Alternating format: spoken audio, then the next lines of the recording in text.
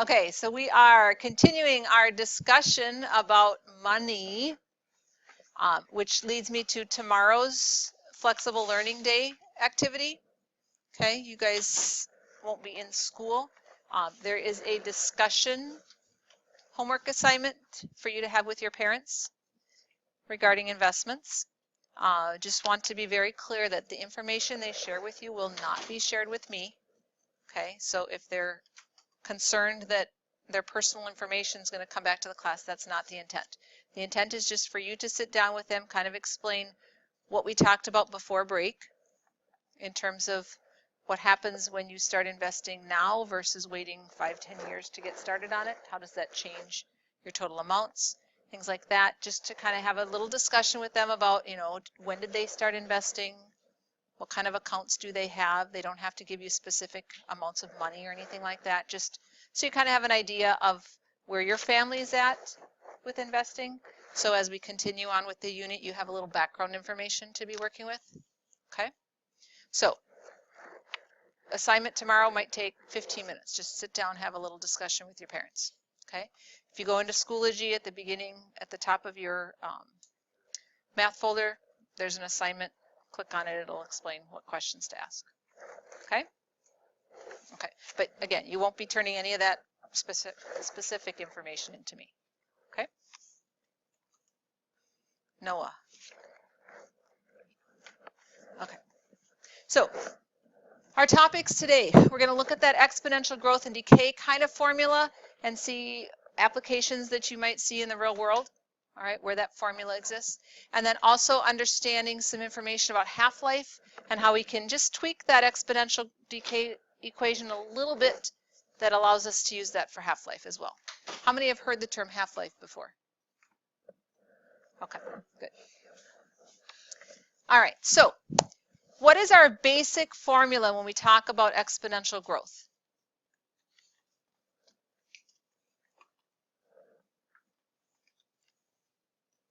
We've had several versions of it, so let's go with the one dealing with money. All right, the terminology we use with money. Our total amount is equal to what? Okay, P times 1 plus R to the X power. So, what does the A stand for? Total amount. And if we were being a little more generic, we weren't specifically talking about money, we might just say Y. Okay. What does the P stand for? Beginning amount. We had a term though. Why did we use a P? Principal. When we're talking about money, the initial amount we put in is called the principal. All right. R stands for your rate of growth, your interest rate in terms of money, or population growth rate, things like that. What if it was decay? What would change? Yes, there'd be a minus instead of a plus sign. Okay. We put an X there. I'm going to put this back in terms of money. We usually use a T for time. How long has the investment been in there? But again, if we wanted to be a little more generic, we certainly could do this and have it be a little more generic. Okay. So our first example, we have, suppose the population of a nation grows at a rate of 3% annually. If the population was 30 million people in 2008, what would the population be in 2028? And it says to round to the nearest 100,000. Okay, so if we were going to type this in our calculators, and we will be, what's our starting amount? 30 million? Okay, so we have a choice. We can write the whole 30 million in there, or we can put a 30 in and just know that our answer is going to be in terms of millions. Okay, so you can go with however you want to do it. How many zeros would there be if we were putting them in here? 30 million. How many more zeros do I need? 6 more? Okay. All right, and it's growing how? So in my parentheses, I'm going to have 1 plus 0.03. Can I just write that as 1.03? Okay. And if they were asking for specifically just for a model, I would put a T in there. Okay, just generic time. This one specifically said, what's the population in 2028? Well, how many years later is that? Okay, so from 2008 to 2028, we've gone 20 years. All right, so we're going to put a 20 in for our power. Grab your calculators. Go ahead and type it in.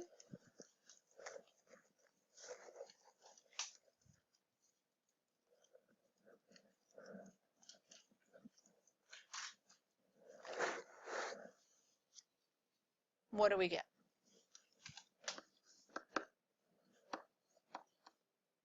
Okay, so again, depending on if you included all the zeros or not, you might be getting a 54 point something if you didn't put all the extra zeros in. Okay, if you did include them, your decimal would be over 6 places, right? So 54, what's the next few numbers? 183,337. Okay, now it said to round to the nearest 100,000. So look at our 100,000 section here, the 183, that would round up to 200.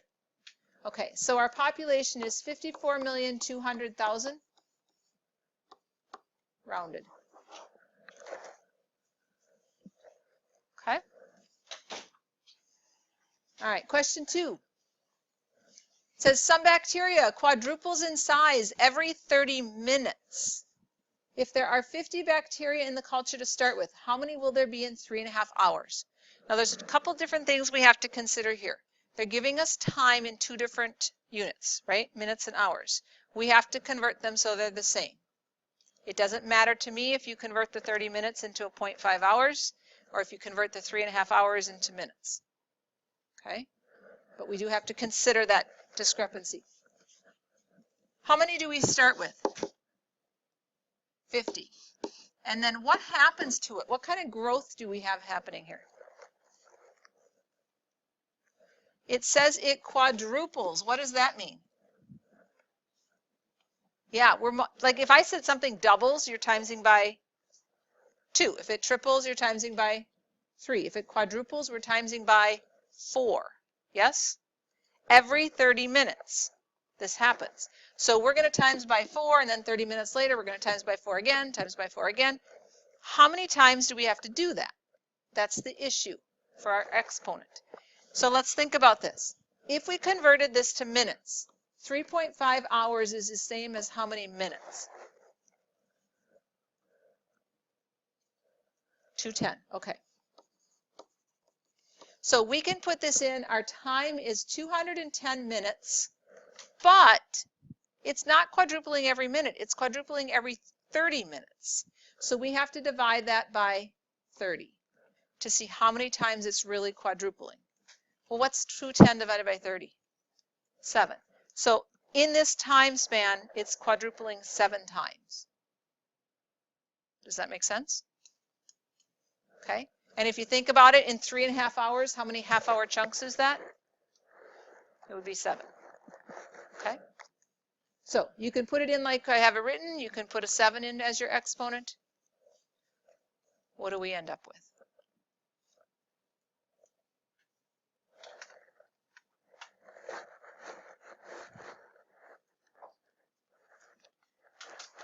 $819,200.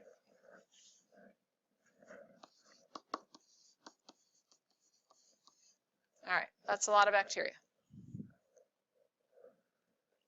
Question 3, a computer valued at $6,500 depreciates at the rate of 14.3% per year.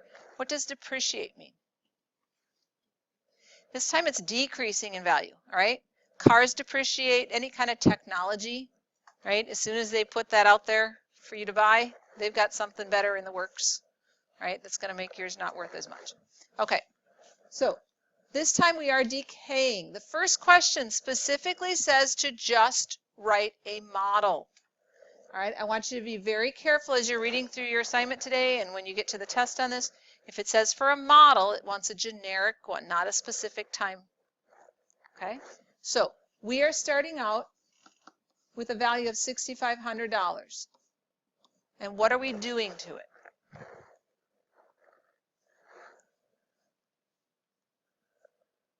What's happening to its value? It's decreasing. So instead of 1 plus r, we have 1 minus r. Okay? So 1 minus, and then what do we do to percents?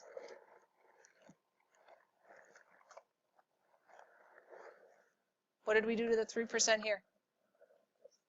We changed it into a decimal format, yes? So 14.3% would be 0.143. And then we're just going to use a t or an x for time. We're not going to put anything specific in that part of it. Now part B says, go ahead and find the value of the computer after 3 years. So now we can replace t with 3.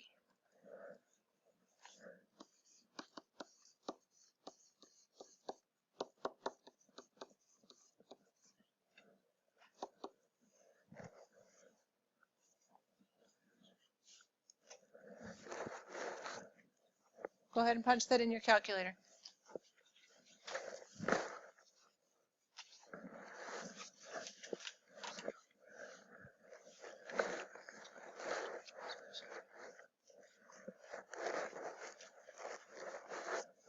What are we ending up with?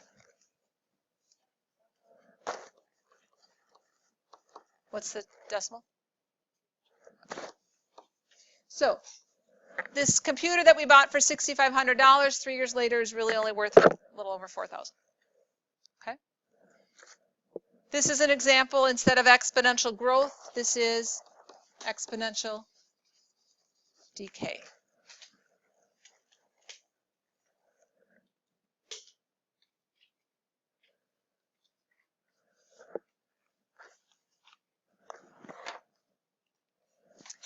All right, question 4 says, during normal breathing, about 12% of the air in the lungs is replaced after 1 breath. Write an exponential decay model for this amount for the original air left in the lungs if the initial amount is 500 milliliters. Okay, just do that much of it. Write the generic model.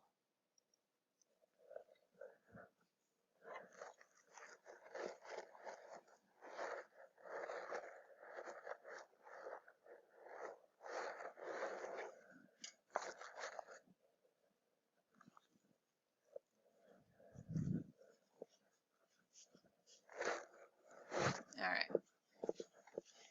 So I'm seeing this on papers. 500 times 1 minus 0.12 to the x power or t power. Does that work? Okay. Then it says how much of the original air is present after 240 breaths. So let's plug in 240 for our time.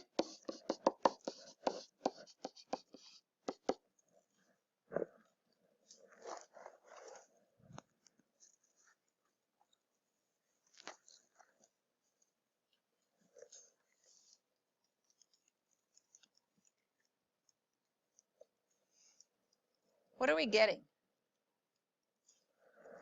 for an answer?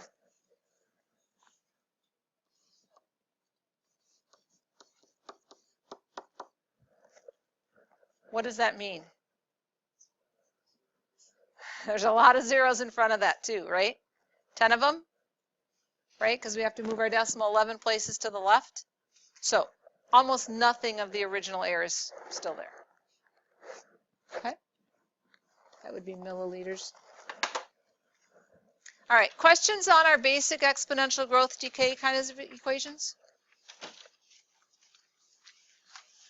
We good with those? Okay, the last piece that we're going to look at deals with half-life. And I asked at the beginning, how many of you have heard of half-life before? I'm assuming you've heard of it in science class maybe, or elements have half-lives. Okay. So our formula for half-life is, it's basically an exponential decay equation, right? What does half-life mean? Let's say something has a half-life of 10 years.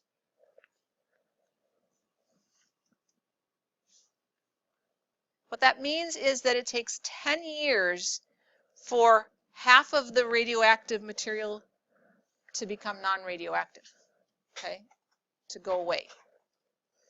So it is a decay situation, and if half of it disappears, what do we still have?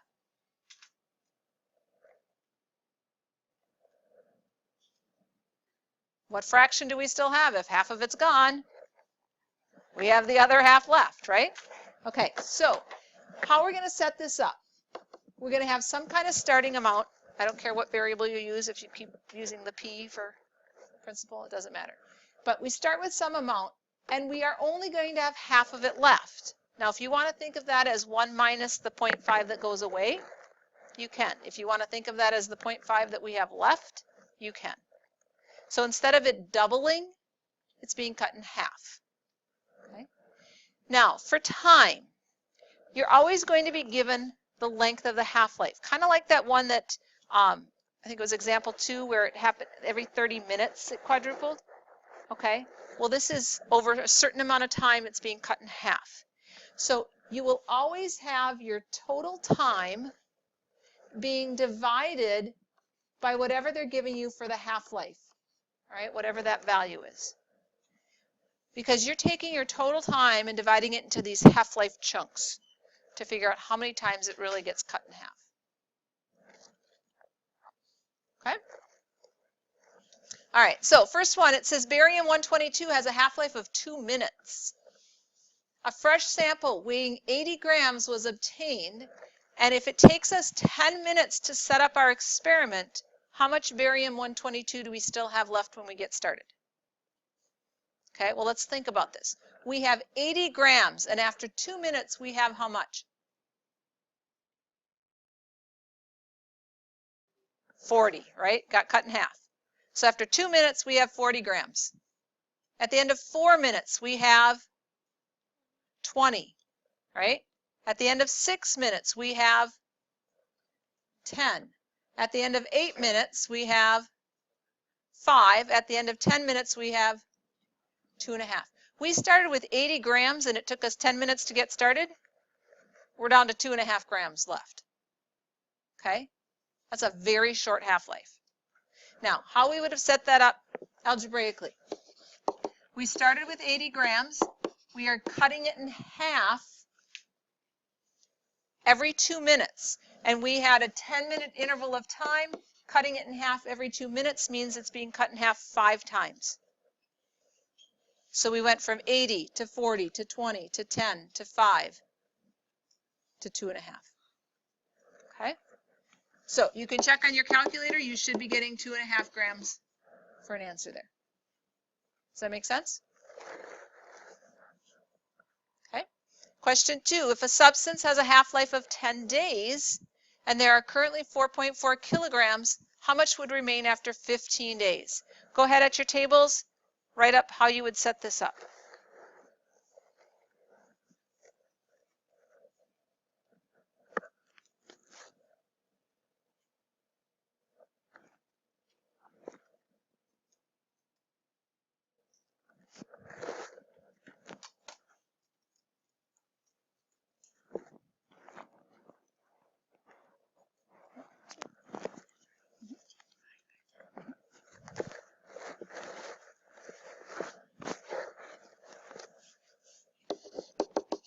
All right, so we had 4.4 grams to start with.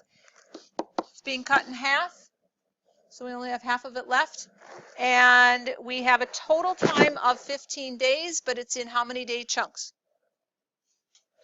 10-day chunks. So 15 days, how many 10-day chunks is that? 15 divided by 10 is 1.5. So it's happening 1.5 times. Okay. So what do we get? 4.4 times 1/2 to the 1.5 power? What do we end up with?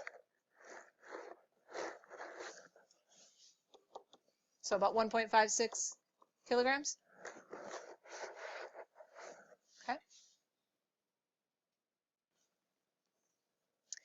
Question 3, it says the half-life of carbon-14. You guys have heard of carbon-14, right? Carbon dating, used to determine how old something is.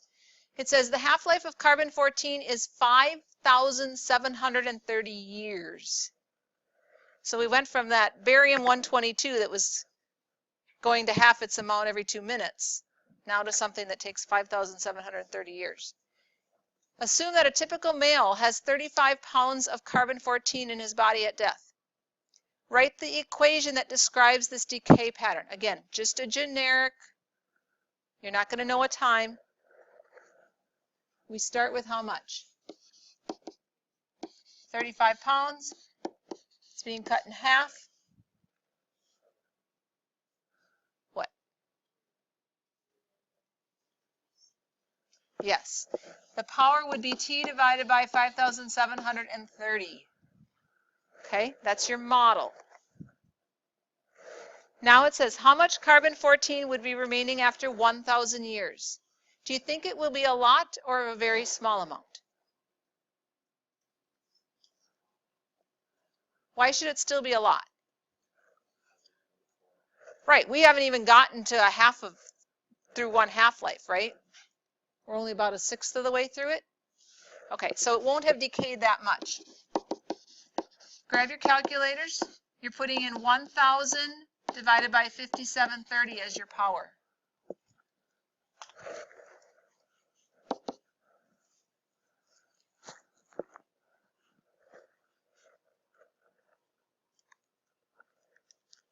You can just put it in parentheses.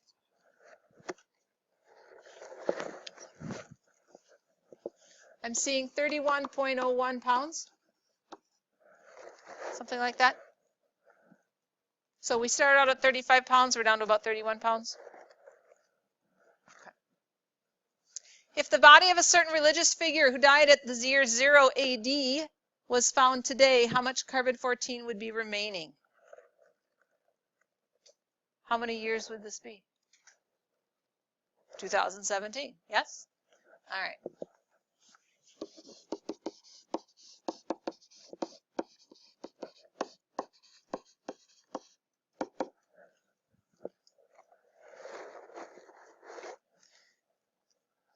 You should be able to just recall your previous equation and change your 1,000 to 2017.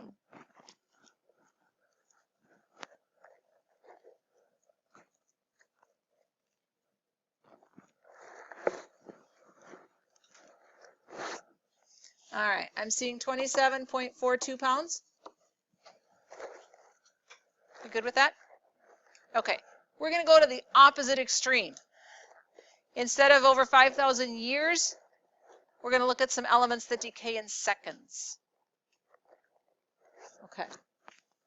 So in our chart here, it says not all half-lives are that long. Some elements have relatively small half-lives. In the following chart are some basic elements and their half-lives. If you start with 10 grams of the element, determine what would remain in 5 minutes. Now notice that your half-life here is in seconds. We're going from 37 seconds down to 2.5 seconds. So these are going to decay very quickly. We're starting with 10 grams. Our exponent is going to be, I'll put it up here, our total time divided by our half-life. Yes? And the half-lives are different for each of these. But what do we know about our total time? 5 minutes, but our half-life is in seconds. So how many seconds would be the equivalent to 5 minutes? All right. Every minute, 60 seconds. 5 times 60 is 300 seconds. Yes? So our top number for all of these is going to be 300. The only thing that we're going to be changing is that bottom number, that half-life. So in the first one, we have 37.24. All right, let's get a calculation for that one.